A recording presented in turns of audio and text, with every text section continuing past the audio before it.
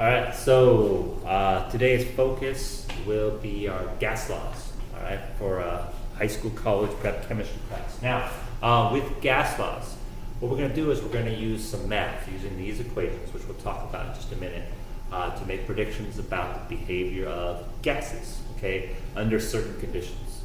And so what we need to think about is, first of all, what should happen to a gas if we change the pressure, the volume, the temperature, etc. What would we expect to happen? And then what can we actually predict mathematically in terms of how much the volume changes or how much the pressure changes if we adjust the temperature or the volume, etc. All right? So that's kind of the lens through which we're going to view things. Now, over here is a list of formulas pertinent to our discussion today. All right? And before we really delve into these problems, we've got to make sure we understand what the various symbols in the formulas actually mean. All right, so some of them are easy. P, pressure. V, volume. T, temperature. All right, but the units are important. For pressure, we're going to be using kilopascals, kPa, for all of our calculations. Volume needs to be liters, and temperature does have to be in the Kelvin unit, right? Most thermometers, at least in the science lab, read in Celsius, which is a perfectly acceptable scale for lots of things, but for gas laws, we do have to use Kelvin. It's a proportionality thing in terms of what the temperature is predicting for us. It has to do with energy of the particles. So our 0 point for temperature actually needs to be that absolute zero mark, where theoretically particles aren't moving at all. Okay? So temperature's kelvins, volume liters, pressure kilopascals. Now there's some other symbols that aren't so obvious. So for example, the letter N in our ideal gas law here is referring to number of moles.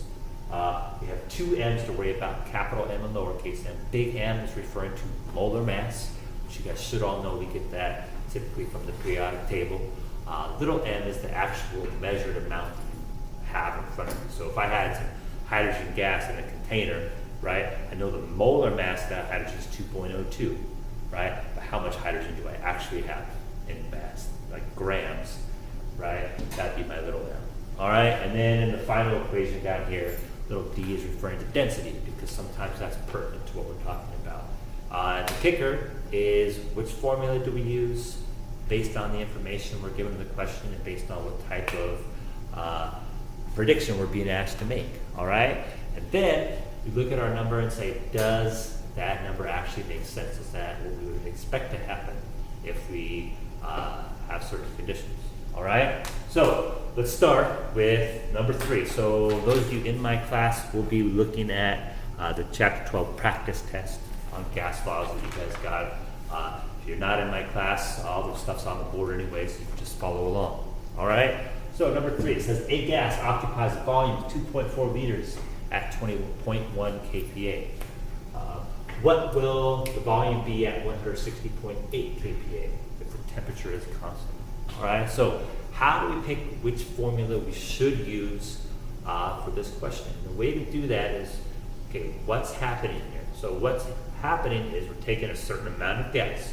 This doesn't say anything about adding more gas or taking gas away. So we're going to assume the amount of gas stays constant, right? And what we're doing is we're changing something about that gas. So that means, so we're going to take the gas under these conditions to predict what happens under different conditions. So we're making a comparison of gas under this temperature or pressure versus this temperature or pressure, right? So whenever it's a comparison, a set amount of gas, we change the conditions, that's our indicator to use the combined gas law, right? Because basically we have this equals this, regardless of how we change those conditions, as long as the amount of gas is constant, that ratio should come out the same, right? Now, what we also see here is temperature is constant, and that's important because that tells us that this is going to be the same value on both sides, in which case we don't need to put it in our problem. So we can rewrite our formula, P1 V1 equals P2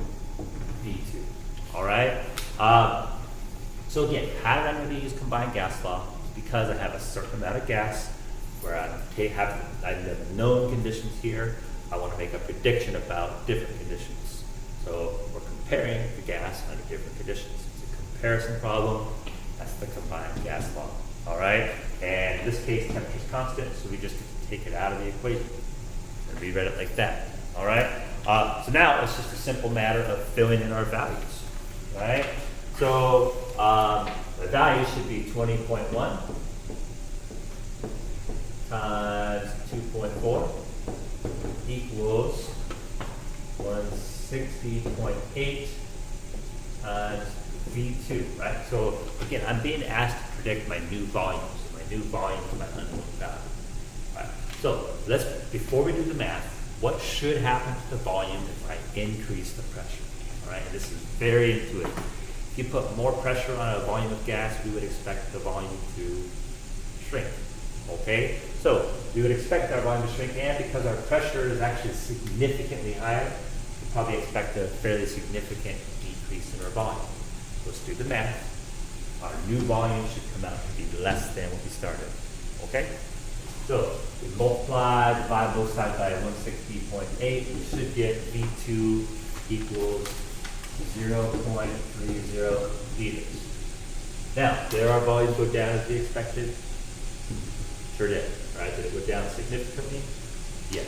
So that number at least makes sense. We can assume we probably set up the equation and did the math for it. All right? Let's move on to the next one. It says the gas occupies a volume of 14 liters at 95 degrees Celsius and 137 kilopascals. What is the volume at STP? All right? So STP stands for standard temperature and pressure, right? So that means standard pressure is 101.3 kPa. Standard temperature is 273 Kelvin, okay, which would be 0 degrees Celsius, by the way. All right, so if we know this is our volume at this temperature, this pressure, right, what will the new volume be at a different temperature and pressure? Okay, so again, it's a set amount of gas. We know its volume, pressure, temperature in certain conditions. We're going to make a prediction about new conditions. So again, it's a comparison of these conditions to these conditions, right? If it's a comparison problem, we know to go with our combined gas law. In this case, none of the values are kept constant, so we're going to use the whole thing. So I'm going to rewrite the equation. T1 over T1 equals T2 V2 over T2, right? And then I will substitute my values in, right? My initial pressure is 137 kPa. My initial volume is 14 liters. And my initial temperature is not 95 degrees Celsius. We need to put that into Kelvin, right? So in this case, that should be 368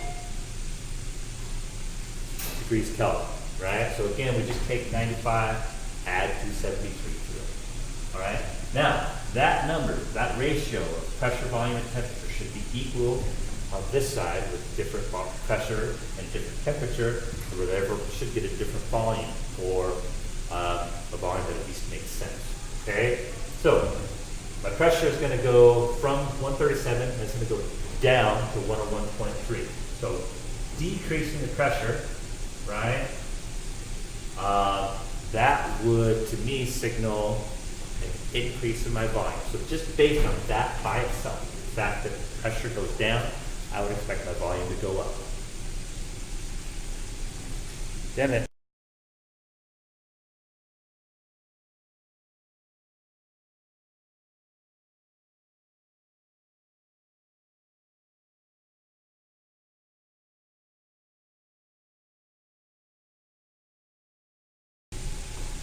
All right. So again, the decrease in pressure, I'd expect my volume to go up. All right. My new volume is my unknown. Right. That's what I'm making a prediction about. And my temperature in this case goes from 368 down to 273. So in this case, right, how should a change in temperature affect my volume? So decrease in temperature, we'd expect a decrease in volume. Particles have less energy, so they're going to occupy less space, right? We have a decrease in pressure, which should increase my volume. So in this case, we kind of have conflicting variables. One variable says my volume should go up. The other variable says my volume should go down. Now, by how much each direction would be determined by the actual math. So hard to tell just by eyeballing this whether my pressure, my volume should go up or down. But at least let's go through the critical exercise. All right. So in this case, we multiply, we solve for V2. I'm not going to show you guys how to do algebra. You should know how to do algebra. All right. But my V2, my final volume should come out to 14 liters. All right. So interestingly, the amount by which my pressure changed and the amount by which my temperature changed, they cancel each other out in terms of how they affect the volume. So we actually ended up with volume, maybe not exactly, but pretty darn close to what we started with. So with sig phase, it came out to the same measurement.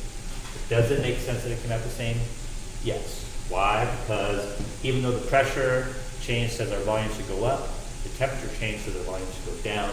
They ended up canceling each other out in that case. Yes, volume stayed the same, does make sense. All right, let's move on.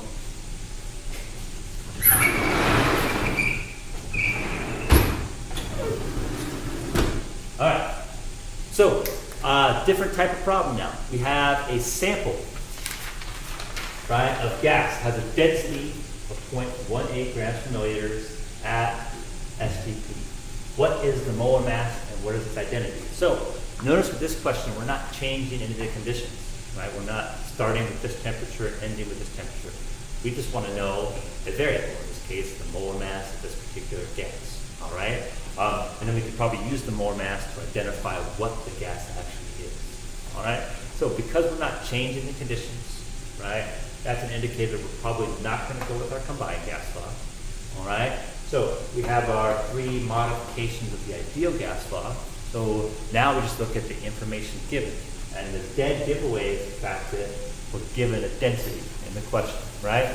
Because the fact that we're given density tells me I probably ought to use the equation that has density in it, all right? So that's my indicator that I'm gonna go here. So what am I solving for, right? Molar mass, right? You guys should recognize that molar mass is a capital M in these equations, right? So I'm gonna solve for big M here using my modified ideal gas law, which includes density, right?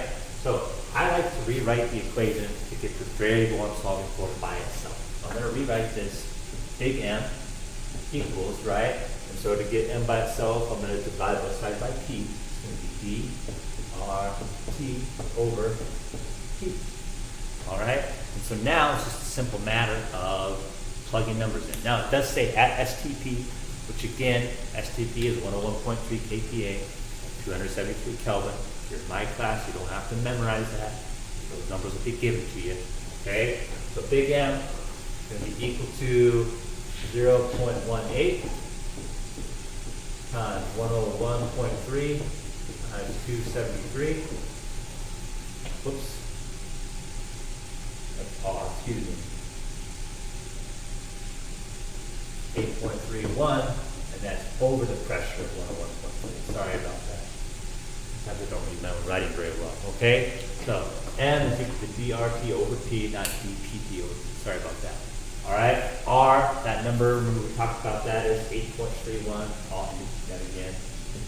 And that is our gas constant. So anytime you see the R value in an equation for gases, our pressures in kPa, 8.31 is going to be our number. So for my class, that's the only number we're going to use for R, okay?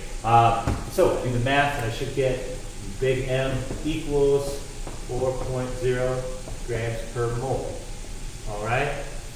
So identifying what gas that is, you just go to your periodic table, look for the elements that are gases, and try to find one that has a molar mass matching that. It's not always that simple, but when I ask you to do it, it is going to be that simple.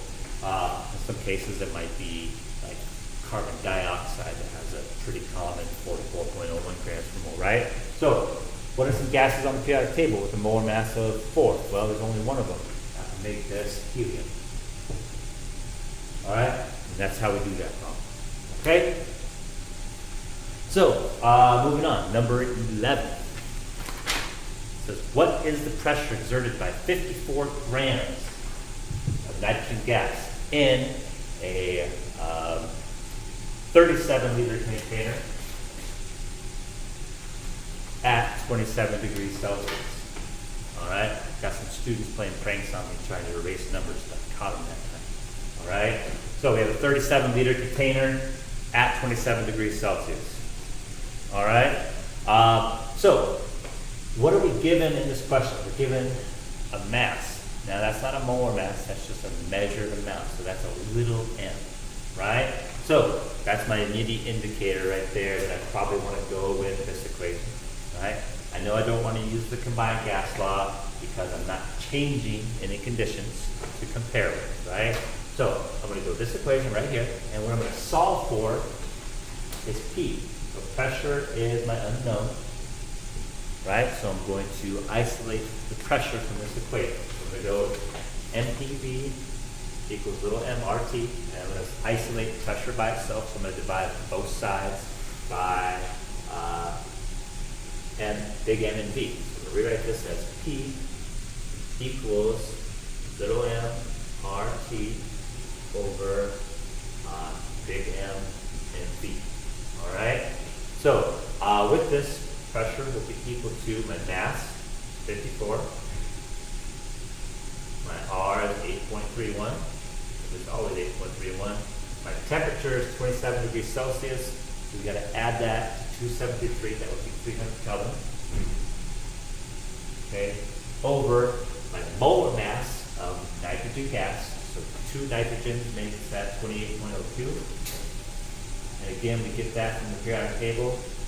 And my volume is 37 liters. All right, so my new pressure, or my pressure, excuse me, should come out to 130 kPa with correct rounding.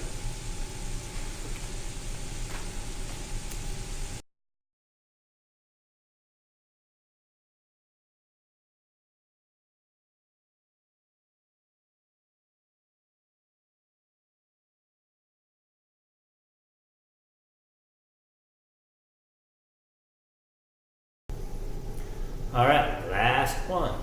All right, so it says nitrogen gas was collected over water. Now, there is an immediate little alarm bell that should be going off in your head when you see gas collected over water. All right. Now, the reason for that is whenever we collect a gas over water, we have to remember that water vaporizes, right? So whatever gas we're collecting is going to be kind of infiltrated with a little bit of water vapor as well, all right? And often we're only interested in the property of the gas we're trying to collect. And we probably don't want the water vapor muddling up our equations, okay?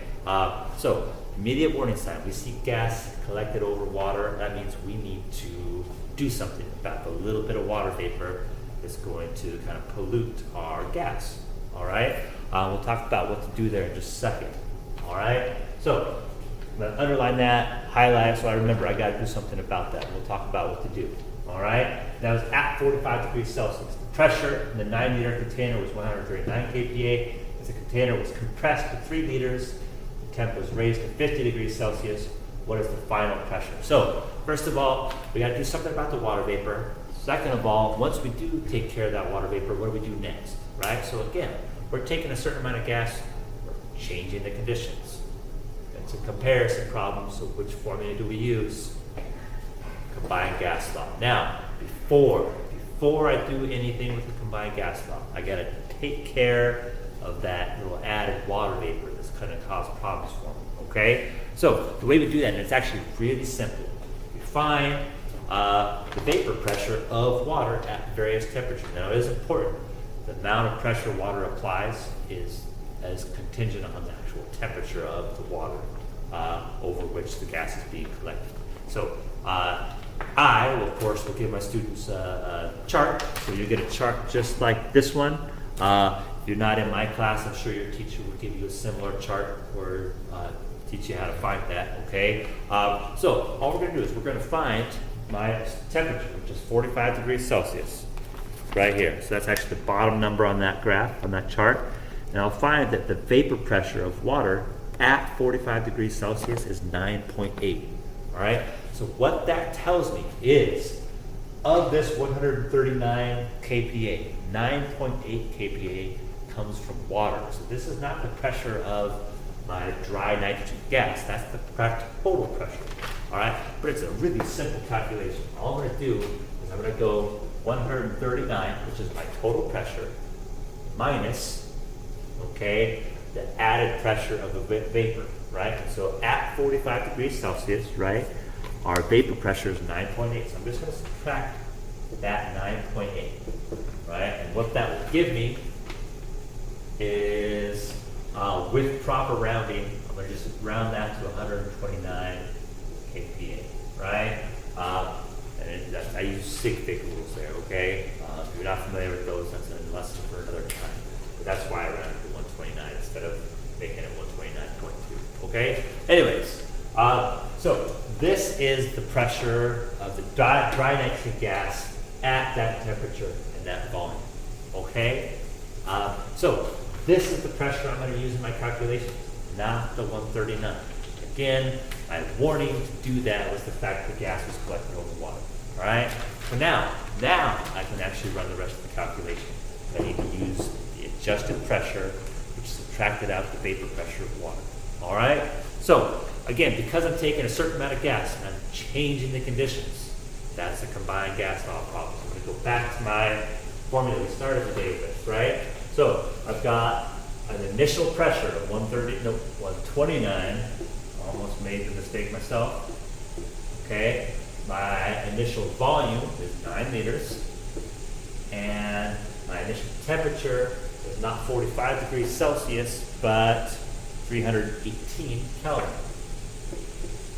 Again, we make that adjustment by just adding 273 to our Celsius number, okay?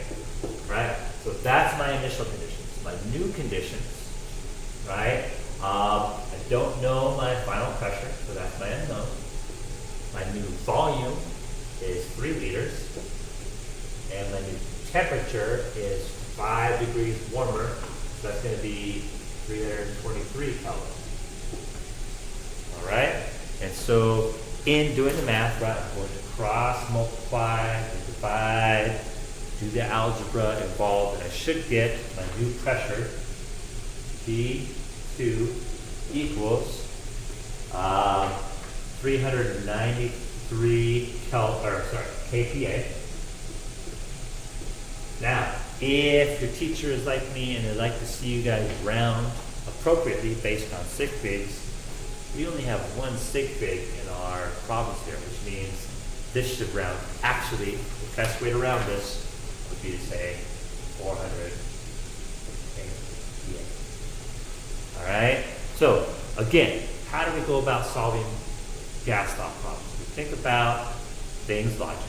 All right? We pick the formula that's going to help us do what we're trying to do. If it's a set amount of gas with changing conditions, with changing the pressure, or changing the temperature, or changing the volume, that tells us to use the combined gas law, this top one. Okay? If it's just a certain amount of gas where maybe we're changing how much gas we have, or maybe we are trying to figure out the molar mass, so we have an unknown gas, and we know the mass, but not we know the density, right? Those are ideal gas problems. All right. Now, side note: why are these called ideal gas problems? Because we're making the assumption that every particle remains in its gaseous state, which doesn't always happen. As soon as we get that past a certain pressure threshold, for example, some gases turn to liquid, and that throws all this out the window, unfortunately. So we're not going to overcomplicate it like that, but that's the gist. So hopefully you guys will be test ready when that test comes. Hopefully you find this helpful.